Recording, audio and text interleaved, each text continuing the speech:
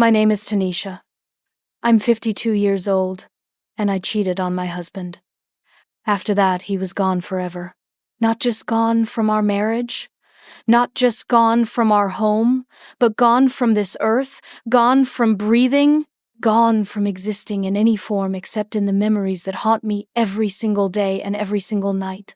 Now my daughter, my only child, the little girl I brought into this world with so much hope and so much love, blames me for everything. She won't speak to me. She won't visit. She won't even acknowledge my existence most days. She says I took her father away. She says I killed him. Not with my hands, no, but with my choices, with my selfishness, with my betrayal. And maybe she's right. Maybe everyone is right about me. But before I tell you everything, before I lay bare the worst moments of my life and the choices that destroyed everything I ever loved, please, I'm asking you to like this video, subscribe to this channel, and let me know in the comments where you're watching from. Maybe someone out there, somewhere in this world, will finally understand my side of this story. Maybe someone will see me as more than just the villain in this tragedy. Maybe someone will recognize that I'm human too, that I was drowning too, that I was dying in my own way even before everything fell apart. I met Malcolm in 1993. We were both so young, so full of dreams that seemed ridiculous looking back now. But at the time they felt like prophecies, like promises the universe was making to us. He was 24, and I was 20. We met at a community center where I was volunteering and he was teaching kids how to play basketball on the weekends. He had this smile that could light up the darkest room. This laugh that made you feel like everything was going to be okay no matter how bad things got. We didn't have money. God. We had nothing but pocket change and big dreams and each other. Our first apartment was a tiny studio that smelled like the Chinese restaurant downstairs, where the shower barely worked and the heat only came on when it felt like it, but we didn't care. We painted the walls ourselves with paint we got on clearance, yellow like sunshine because Malcolm said we needed to make our own light in the world. We'd dance in that little space with music playing from a radio we got at a yard sale, and he'd spin me around until we were both dizzy and laughing and collapsing onto our secondhand mattress on the floor. Those were the days when love felt easy, when it felt like the only thing that mattered, when the struggle of being poor and young was romantic instead of crushing. We got married in 1,995 inches, a small church ceremony with maybe 30 people there. Mostly his family because mine had never approved of him, had never thought he was good enough for me, had never seen in him what I saw. I wore a dress I found at a thrift store and altered myself, sitting up late at night with a needle and thread, pricking my fingers until they bled, but I didn't care because I was making myself beautiful for him. And when he saw me walking down that aisle, his eyes filled with tears, and I absolutely knew, that I had made the right choice. That this man would love me forever, that we would build something beautiful together. A year later, Ariel was born. I remember holding her for the first time, this tiny, perfect creature that we had made together, and feeling like my heart was going to explode from the size of the love I felt. Malcolm cried when he held her. He looked at me and said, "We made an angel, Tanisha. We made a whole angel." And for those first few years, we really were happy. We struggled, yes. There were months when we didn't know how we'd pay rent, times when we ate rice and beans for weeks straight, moments when the electricity got shut off and we had to light candles and pretend it was romantic instead of desperate. But we had each other. We had Ariel. We had something that felt real and solid and worth fighting for. But somewhere between paying bills and growing up, somewhere between diapers and daycare and doctor's appointments and debt, we forgot how to love each other the way we used to. It didn't happen all at once. It wasn't like one day we were happy and the next day we weren't. It was gradual, like water wearing away stone. So slow you don't notice until there's nothing left but a hollow space where something solid used to be. Malcolm started working longer hours, taking on extra shifts, doing everything he could to provide for us, to give Ariel a better life than we'd had, to make sure she never went to bed hungry or cold or afraid. And I appreciated it, I really did, but it meant I was alone most of the time. I was alone with a crying baby. Alone with the fears that kept me up at night. Alone with the feeling that I was disappearing into motherhood and losing myself piece by piece. We'd go days barely speaking to each other beyond logistics, beyond who's picking up Ariel and did you pay the water bill and we need milk. The romance dried up, the laughter stopped. We became roommates who happened to share a child, who happened to sleep in the same bed but might as well have been on different planets for all the connection we felt. Then came the diagnosis. Malcolm was 38 years old when the doctor told him he had lupus, an autoimmune disease that would slowly break down his body. That would mean pain and fatigue and hospital visits and medications that cost more than our rent. I watched the light go out of his eyes that day in the doctor's office. I watched my strong, vibrant husband transform into someone fragile and afraid, and I didn't know how to handle it. I didn't know how to be what he needed. Suddenly, I wasn't just his wife anymore.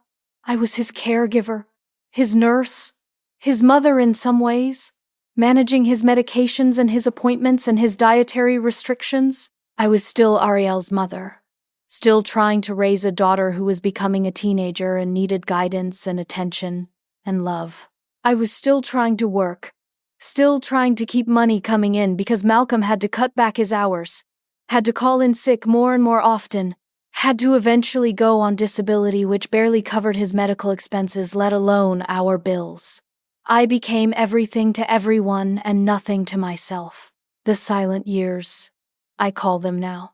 Those years when Malcolm was fading, when his body was betraying him more each day, when he'd apologize for being sick like it was something he chose, like it was a moral failing instead of a medical reality. He'd say, "I'm sorry, Tanisha," when he couldn't help with dinner, when he couldn't play with Ariel like he used to, when he couldn't make love to me because the pain was too much, or the medication killed his desire, or he just didn't have the energy.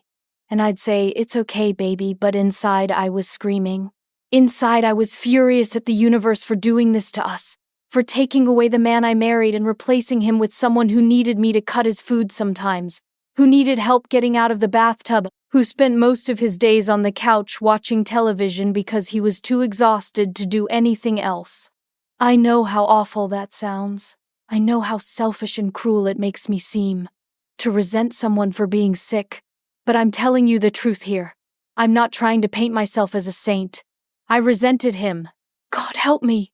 I resented my sick husband for being sick, for needing me, for draining every ounce of energy and patience and love I had until I felt like an empty shell walking through life on autopilot. Dinner times were the worst. We'd sit at the table, the three of us, and the silence was so thick you could choke on it. Ariel would be on her phone, desperate to escape the heaviness of our home, the sadness that permeated every room. Malcolm would pick at his food, eating the bland, restricted diet his doctor prescribed, trying to make conversation about his day, which consisted of nothing but daytime TV and naps. And I would sit there feeling like I was buried alive, like the walls were closing in, like this was my life forever and I would never feel joy or excitement or desire or anything except this crushing weight of responsibility and obligation. I started staying late at work just to avoid coming home. I started volunteering for extra projects, extra hours, anything to keep me out of that house that felt more like a hospice than a home. And that's when Darius came into my life. He was 40 years old, 12 years younger than me, and full of a vitality that I hadn't felt in years, maybe decades. He was a new hire at the company where I worked, brought in to help with a major project, and from the first team meeting I noticed him, not in a romantic way at first, or at least that's what I told myself. I just noticed that he smiled easily, that he made jokes that actually made people laugh, that he had this energy that seemed to fill whatever room he entered. We started working together closely, staying late to meet deadlines, grabbing coffee during breaks, talking about the project, but then talking about other things too. He asked me about my life and seemed genuinely interested in the answers. He complimented my ideas, my work, my appearance in ways that felt appreciative rather than creepy. He'd say, "You look nice today, Tanisha," or That presentation was brilliant. I don't know how you come up with this stuff. And I felt something I hadn't felt in so long I'd almost forgotten what it was. I felt seen. I felt valued. I felt like a woman instead of just a caregiver and a mother and a bill payer and a problem solver. It was innocent, at first. Or at least I convinced myself it was innocent. We were just colleagues, just friends, just two people who happened to work well together and enjoy each other's company. But then there were moments that felt charged, that felt like something more than friendship. When he'd put his hand on my shoulder while reading something over my computer screen, when our fingers would brush reaching for the same file, when he'd hold the door for me and I'd catch him looking at me in a way that made my heart race, when we'd be the last two in the office and the silence felt intimate instead of awkward. I started dressing better for work, taking more care with my makeup and hair, wearing perfume I'd stopped bothering with years ago. I started looking forward to Mondays instead of dreading them. I started feeling alive again. Feeling like myself again, like Tanisha the woman instead of just Tanisha the wife and mother and nurse. The guilt started before anything even happened. I'd be laughing at something Darius said and suddenly Malcolm's face would flash in my mind. Malcolm at home in pain. Malcolm who loved me and trusted me and needed me, and I'd feel sick with shame. But then I'd go home to that silent house, to my sick husband who barely acknowledged me beyond asking if I'd picked up his prescription, to my daughter who retreated to her room the moment she finished eating, and I'd think, is this all there is? Is this my life until he dies and I'm old and alone? I know how terrible that sounds. I know it makes me a monster to think about my husband dying, to almost look forward to it as a release. But I'm being honest here. I'm telling you what was really in my head and heart during those dark times.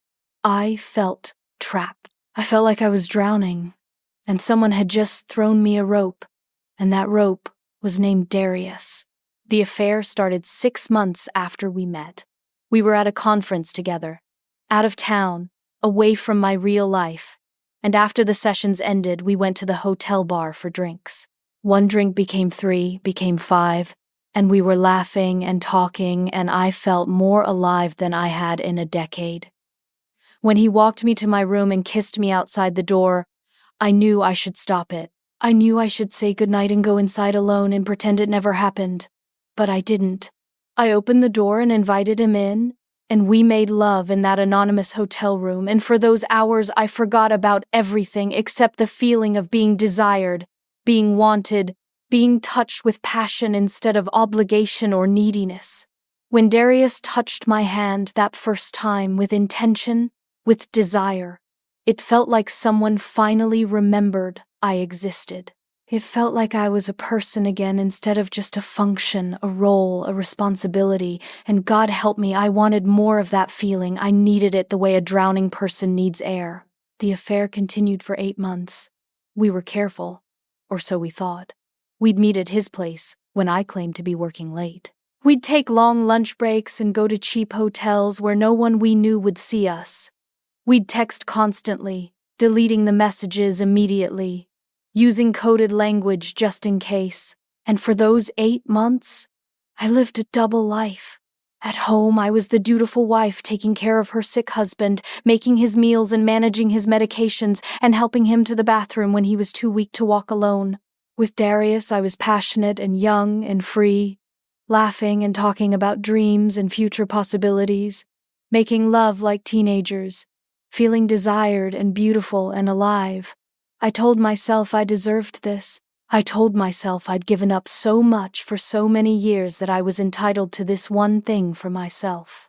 I told myself that what Malcolm didn't know wouldn't hurt him, that I was actually being kinder to him by finding my happiness elsewhere instead of resenting him for being sick. I told myself so many lies to justify what I was doing. Malcolm found out through my phone. I'd gotten careless, confident, stupid. I left my phone on the kitchen counter while I was in the shower, and a text from Darius came through. Just 3 words. Missing you. Beautiful.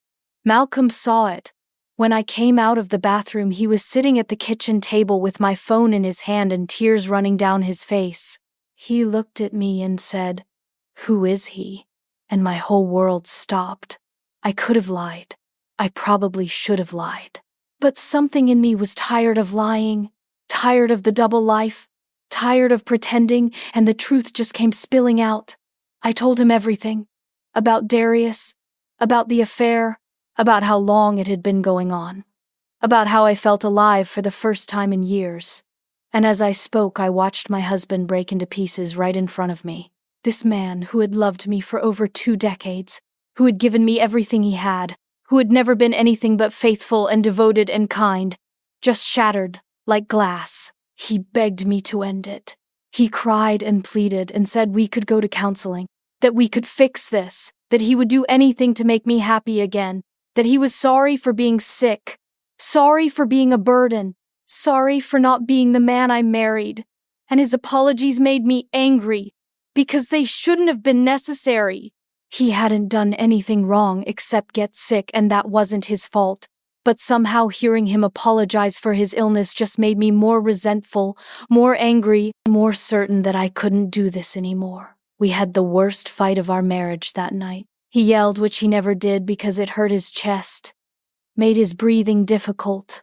But he yelled anyway about how could I do this? How could I betray him like this? How could I throw away everything we built? And I yelled back. I screamed at him things I can never take back. I told him I couldn't live in a sick room anymore. I told him I was tired of being a nurse instead of a wife. I told him I needed more than he could give me. I told him I was leaving. I moved out 3 days later, packed my things while Ariel was at school because I couldn't face her, couldn't see the accusation in her eyes that I knew would be there. Malcolm sat on the couch watching me pack, too weak or too heartbroken to help or to stop me, just watching with this look of devastation that I can still see when I close my eyes. I told him I'd help with bills, that I'd still be there for Ariel, that this didn't mean I didn't care about him, just that I couldn't be married to him anymore. He didn't respond. He just sat there crying silently, and I left him like that. Left him alone in the apartment we'd shared for so many years. Left him to figure out how to survive without me, even though I knew he couldn't really take care of himself anymore.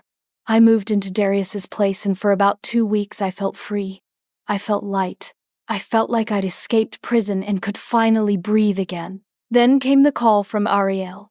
It was a Tuesday morning, 3 weeks after I'd moved out. I was at work, actually laughing at something Darius had said, when my phone rang. I saw Ariel's name and smiled because she'd barely spoken to me since I left, and I hoped maybe she was ready to talk, ready to try to understand. I answered, and all I heard at first was screaming. My daughter screaming, "How could you? How could you? How could you?" over and over until the words blurred together. And then through the screaming I heard it. "He's dead, Mama. Daddy's dead. I came home from school and found him, and he's dead, and it's your fault." The world stopped. Everything stopped. I couldn't breathe, couldn't think, couldn't process what she was saying. I was asking, what happened? What happened? But she just kept screaming that it was my fault.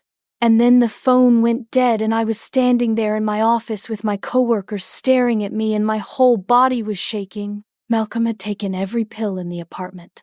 Pain medications, anti-inflammatories, sleeping pills, everything. He left a note that Ariel wouldn't let me read, that she said was private, was between her and her father, was none of my business. The police said it was clearly suicide, that the note made his intentions clear, that there was no question about what happened. He'd waited until Ariel was at school, taken all those pills, laid down on our bed, and just went to sleep. My daughter, my baby girl, came home to find her father dead. She found him and tried to wake him and called 911 and did CPR that didn't work because he'd been gone for hours already. She was 17 years old, and she found her father's body because of me, because I'd left him, because I'd chosen another man over my sick husband who needed me. The funeral was 5 days later. I walked into that church and felt every single eye turn toward me with hatred so thick I could taste it. Malcolm's family, our old friends, people from the neighborhood, they all knew what I'd done. They all knew I'd cheated and left him, and that he'd killed himself because of it. Ariel wouldn't sit near me. She sat in the front pew with Malcolm's mother and sister. And when I tried to approach her before the service started, Malcolm's mother actually hissed at me to get away, to leave her granddaughter alone, that I'd done enough damage. I sat in the back of the church by myself, while the preacher talked about Malcolm's kindness, his love for his daughter, his strength in the face of illness, his devotion to his family. Every word felt like an accusation, like everyone knew that family he was devoted to had abandoned him when he needed us most. I couldn't even cry properly because I felt like I didn't have the right, like my grief was offensive, like how dare I mourn the man I'd destroyed. At the burial, I stood far away from the gravesite, far from the family, far from everyone really. I watched them lower my husband into the ground and I felt nothing but numbness. Ariel never looked at me once. Not once during the entire service did my daughter meet my eyes. When it was over and people were leaving, I tried to approach her again and she said, loud enough for everyone to hear, "You don't get to be my mother anymore. You killed my father and you don't exist to me now." She was 17 years old and she disowned me at her father's funeral and everyone around us nodded like she was absolutely right to do so.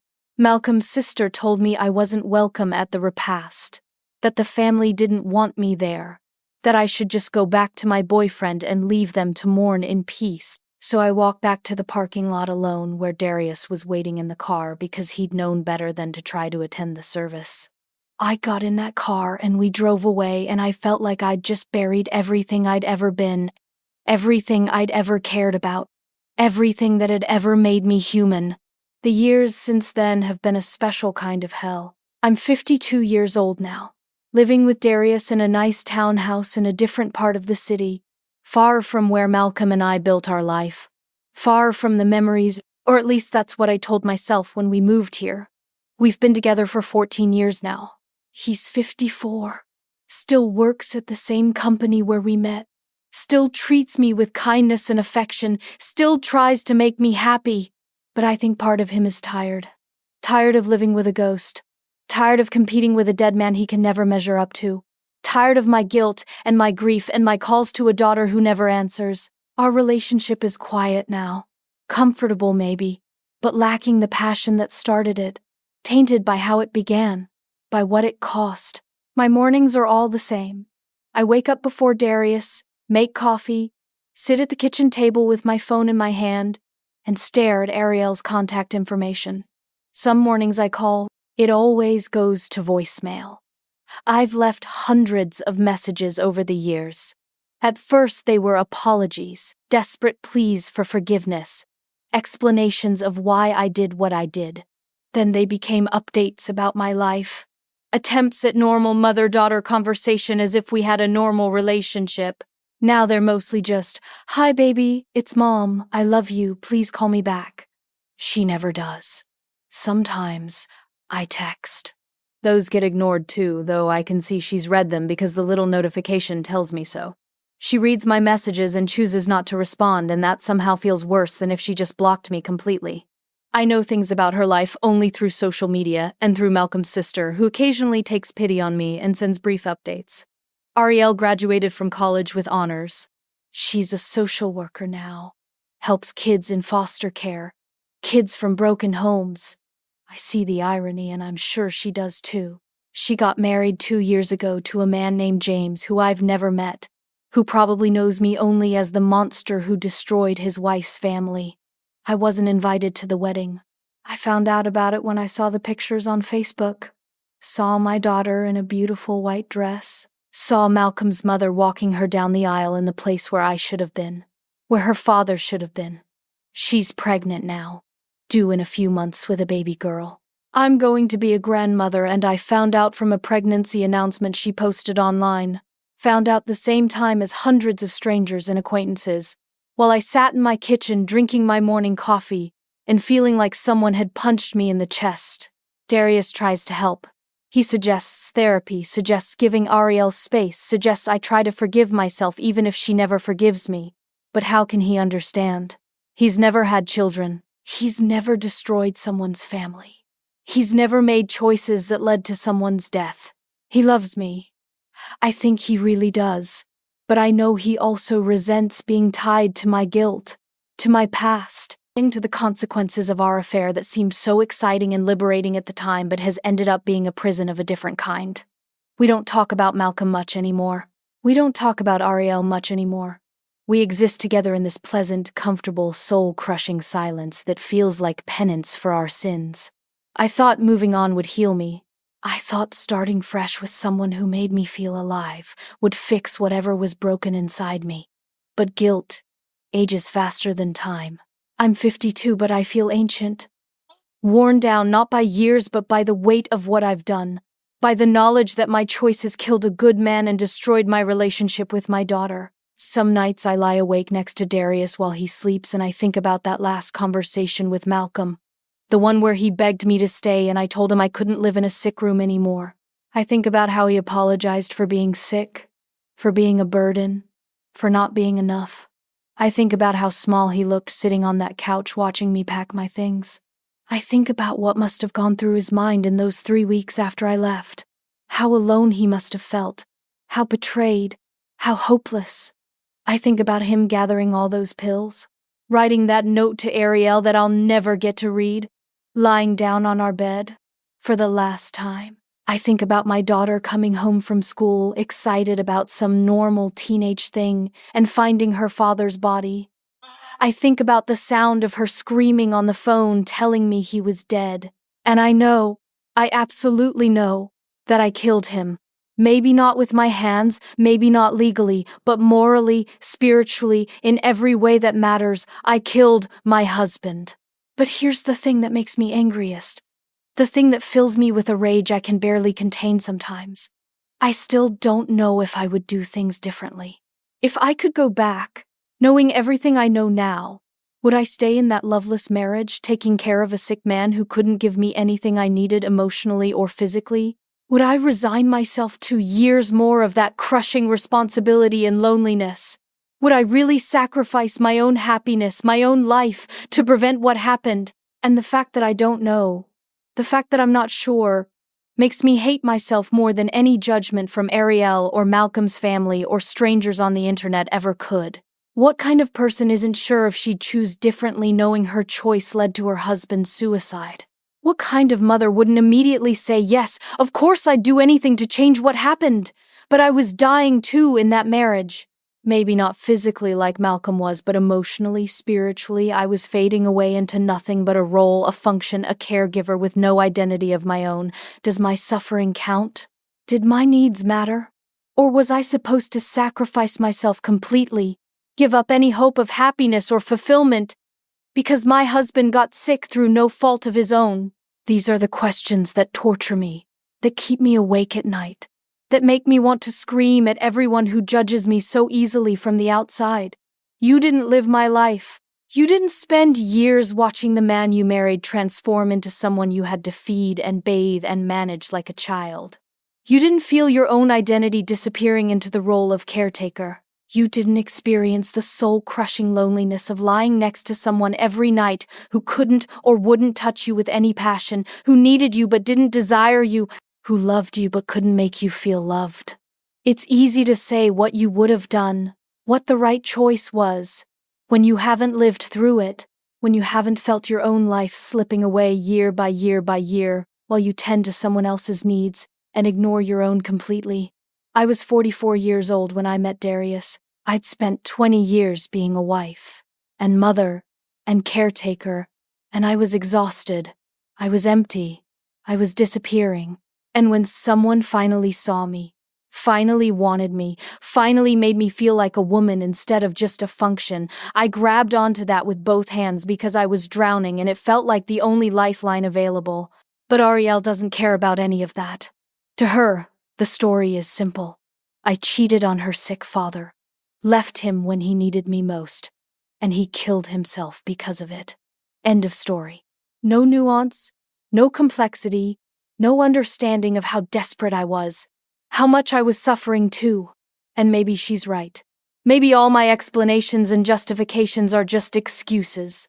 Maybe I am exactly what she thinks I am. A selfish woman who chose her own pleasure over her husband's life, who destroyed her family for an affair, Who doesn't deserve forgiveness or understanding or even basic human compassion? The internet certainly thinks so. I made the mistake last year of posting about my situation on a forum for estranged parents, looking for support, for people who might understand, for someone to tell me I'm not the monster everyone says I am.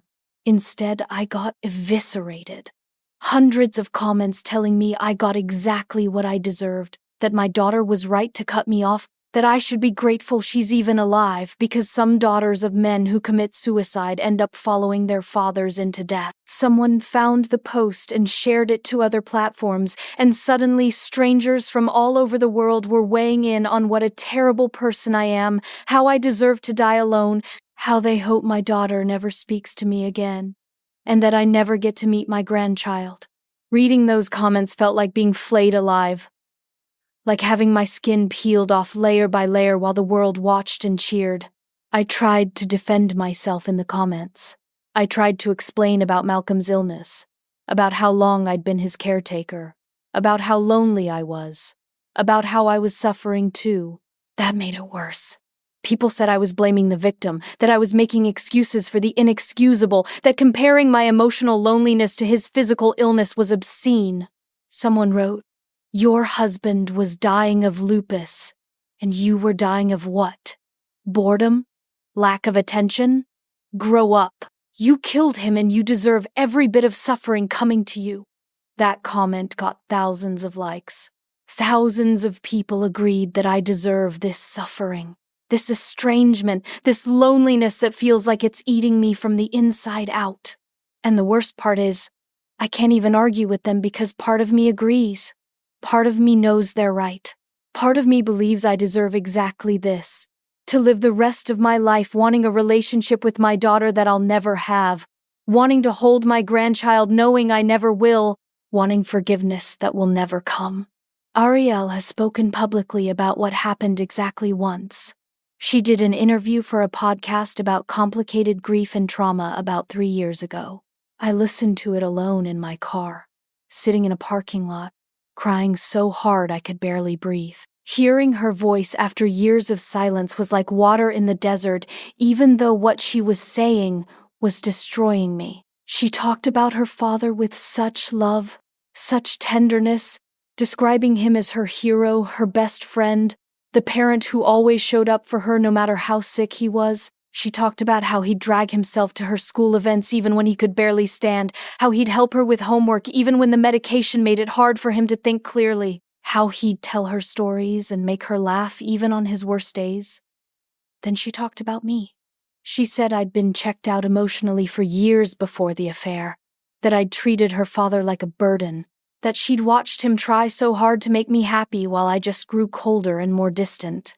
She said finding out about the affair wasn't even surprising, that part of her had known something was wrong, that she'd seen the way I looked at my phone and smiled in a way I never smiled at home. Then she talked about finding him. She described coming home from school that day, calling out, "Daddy, I'm home," like she always did, getting no answer, which was unusual because he always answered. She described going to the bedroom and finding him there, looking peaceful, like he was sleeping except he was cold. She described trying to wake him, shaking him, screaming for him, calling 911 and trying to do CPR even though she knew it was too late. She could tell it was too late. She described reading the note he left her, which she still won't share with anyone because it's private. It's hers. It's the last thing her father ever said to her. And then she said something that broke me completely. She said, "I don't hate my mother because she cheated. I don't even hate her because she left. I hate her because she left him when he needed her most, when he was sick and vulnerable and dependent, and that abandonment killed him. She chose her own happiness over his life, and I can't forgive that. I won't forgive that. My father deserved better. He deserved a partner who would stand by him in sickness like she promised when they got married. Instead, he got a woman who saw his illness as an inconvenience, as something that was happening to her instead of to him. And now he's gone, and she's living her life with the man she cheated with. And she has the audacity to call me and expect a relationship Expect to be grandmother to my child. Expect forgiveness she hasn't earned and doesn't deserve. I must have listened to that podcast episode 50 times. I torture myself with it. I play it over and over, hearing my daughter's pain, her anger, her absolute certainty that I'm irredeemable.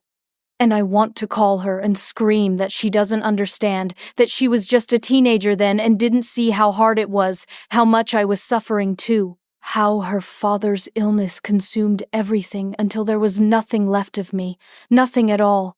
But she's not a teenager anymore. She's 27 years old now, an adult, a professional who works with traumatized children, a woman who has had years to process what happened and has decided, with full maturity and consideration, that I'm unforgivable.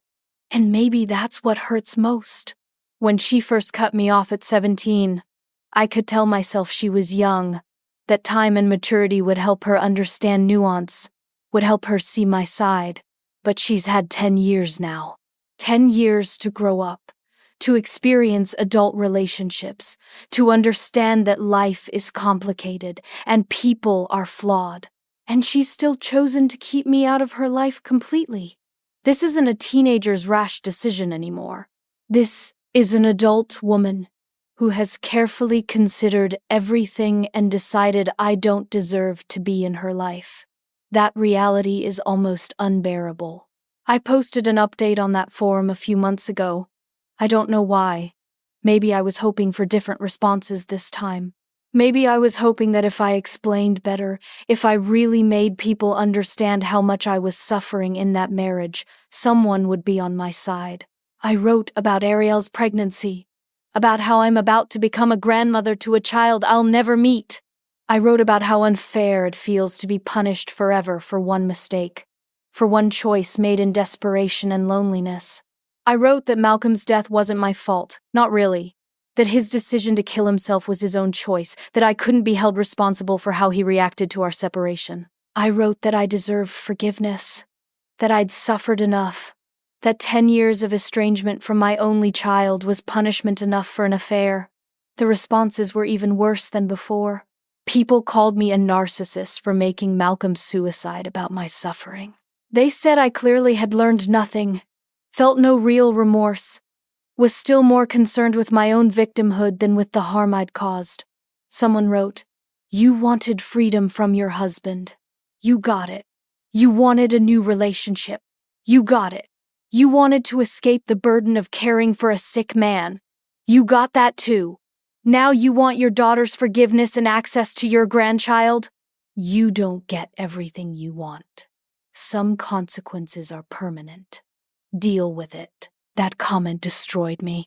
I sat at my computer reading it over and over, reading all the replies agreeing with it, feeling something crack inside my chest. Because they're right, aren't they? I did get everything I wanted in the moment. I got Darius. I got freedom from caregiving. I got to stop living in what I called a sick room. And the price was my husband's life and my daughter's love and any chance at being a grandmother to my grandchild. Those are the consequences of my choices. That's the price I'm paying and will pay until I die. Everyone says I deserve this silence, this estrangement, this loneliness that grows heavier every year. Maybe they're right. Maybe this is exactly what I deserve. But knowing I deserve it doesn't make it hurt any less. It doesn't make the loneliness any more bearable.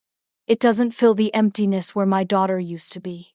It doesn't stop me from crying when I see happy mothers and daughters together, or when I see pregnancy announcements on social media, or when I imagine a little girl I'll never hold calling someone else grandma. Then, a few days after my update post, I saw a new comment. It was from Ariel.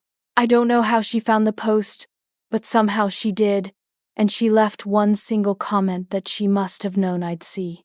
It said, "You wanted freedom, Mama. You have it. But freedom without forgiveness is just loneliness wearing perfume." I read those words, and something inside me just stopped. My daughter, who hasn't spoken to me in 10 years, who has cut me out of her life so completely that I only know about her pregnancy from Facebook, took the time to find my post and leave me that message. Not to forgive me, not to open a door to reconciliation, just to let me know that she knows I'm suffering and that she thinks I deserve it. She called me Mama, a name she hasn't used since she was a little girl, and used it to deliver a blow that knocked the air from my lungs. Freedom without forgiveness is just loneliness wearing perfume. She's right. That's exactly what my life is. I'm free from Malcolm, from his illness, from the burden of caregiving. I'm free to be with Darius, to live this comfortable life in this nice townhouse. But I'm drowning in loneliness. I'm suffocating under the weight of guilt and grief and loss. And no amount of comfort or financial security or even Darius's love can change that. I closed my laptop after reading her comment, and I haven't opened that forum since. What is there left to say? My daughter has made her position clear. The world has made its judgment clear. I am the villain in this story. I am the woman who cheated on her sick husband and drove him to suicide. I am the mother who destroyed her daughter's life and doesn't deserve forgiveness. That's how history will remember me. How Ariel will tell her daughter about me, if she tells her about me at all. I'll be the grandmother who doesn't exist. The cautionary tale, the example of what not to do, who not to be. And I have to live with that. I have to wake up every morning and face another day knowing that the most important relationship in my life is destroyed beyond any hope of repair. I have to watch from the shadows as my daughter lives her life, gets married, has a baby, does all the things mothers and daughters are supposed to share together. I have to accept that when my grandchild is born, I won't be there. I won't hold her. I won't be in the pictures. I won't be part of the story. I'll be the ghost in Ariel's past, the mother she had to cut out in order to heal, the woman who destroyed everything good in her life. So now I'm asking you, everyone watching this, everyone who has listened to my story, do you think I deserve forgiveness? Or is my daughter right to hate me? Does my suffering in that marriage count for anything? Or was I supposed to sacrifice myself completely for a sick man who couldn't give me what I needed? Was I supposed to give up any hope of happiness, of passion, of feeling alive just because my husband got sick? Or am I exactly what everyone says I am? A selfish, cruel woman who destroyed her family for an affair and got exactly what she deserved. I don't know anymore. I genuinely don't know. Some days I think I was justified, that I was drowning and had to save myself, that Malcolm's decision to kill himself was his own choice, that I can't be blamed for. Other days I know with absolute certainty that I'm a monster, that I killed a good man who loved me, that I destroyed my daughter's life and deserve every bit of suffering I'm experiencing now. The truth is probably somewhere in between, but that middle ground is a lonely place to live. It doesn't absolve me of guilt, but it doesn't give me peace either. Comment below and tell me what you think. Tell me honestly. If you were Ariel, would you forgive me? If you were in my position, what would you have done? Tell me where you're watching from, where in the world you are, whether you think some sins are unforgivable or whether everyone deserves a second chance.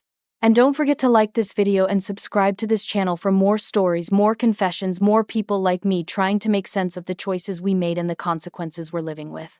Because that's all any of us can do, right? Tell our stories and hope that someone, somewhere, will understand. Hope that someone will see us as more than just our worst mistakes. Hope that forgiveness might be possible, even when we know deep down that it's probably not. That hope is all I have left. That and the memory of my daughter calling me Mama one last time. Even if it was just to let me know she sees my suffering and thinks I've earned it. Maybe she's right. Maybe this is exactly what I deserve. But it doesn't make it any easier to bear.